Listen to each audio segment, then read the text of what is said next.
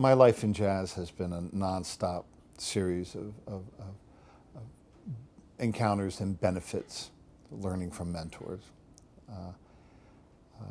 One of the wonderful things about this cruise is having the opportunity to go up to so many of these musicians and thank them and just give them a hug and say thank you for so much inspiration. I got to do that the other night with Phil Woods, and it just meant so much to be able to thank him because, I mean, how many recordings have I listened to with Phil Woods on them? Many of them being recordings that Oliver Nelson had done for the Verve label, or mostly the Verve label.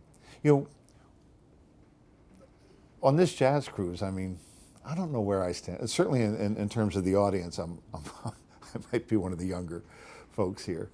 I'm an elder compared to a lot of the younger musicians, but we were very fortunate to be exposed to music in those 40-minute chunks that vinyl LPs presented the music to us, and you know, you'd maybe get one album every couple of weeks, and you played that record over and over. You devoured it. You learned it from the first groove to the end, and there were liner notes and there were photos, and you could fantasize and dream about being one of those musicians with the white shirt and the tie and being in the studio and playing.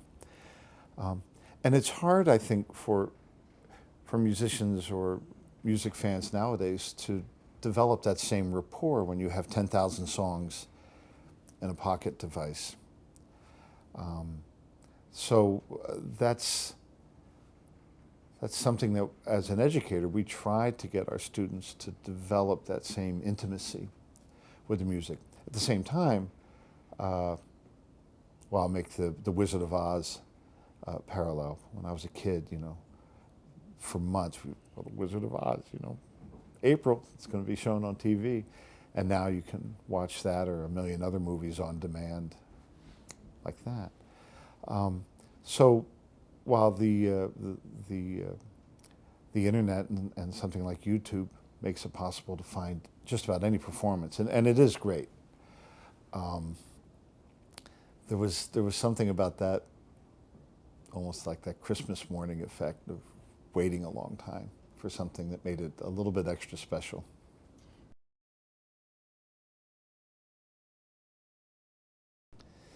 The thing that we're wrestling with in jazz education is, you know, are we training students to have job skills for jobs that don't exist?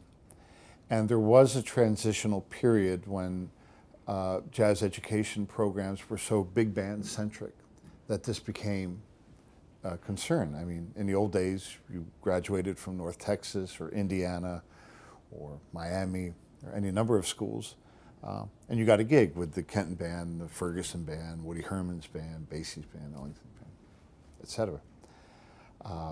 Very few big bands touring nowadays.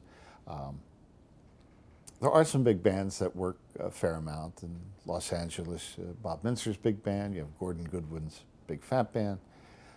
So occasionally our students do find a place in these bands, either as sub players, like Bill Holman's band.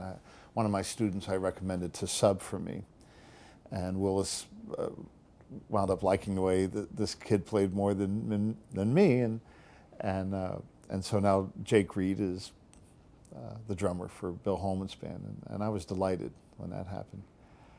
Okay, so anyway,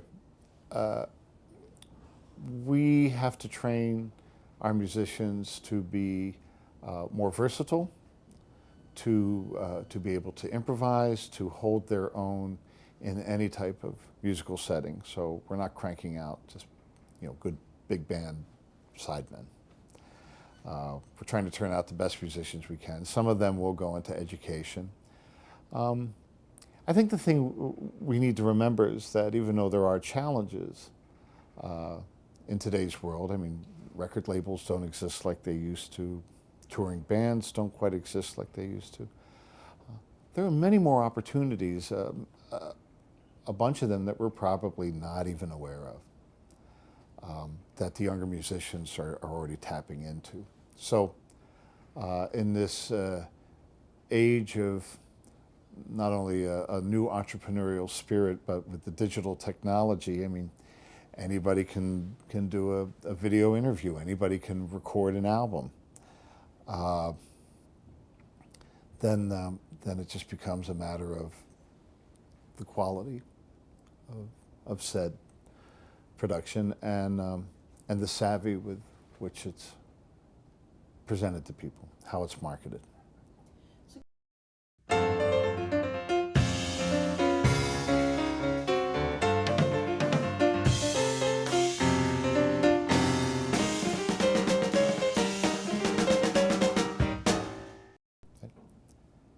Hi, this is Peter Erskine. To see more great videos, be sure to visit JazzTimes.com and keep that bookmark in your internet browser.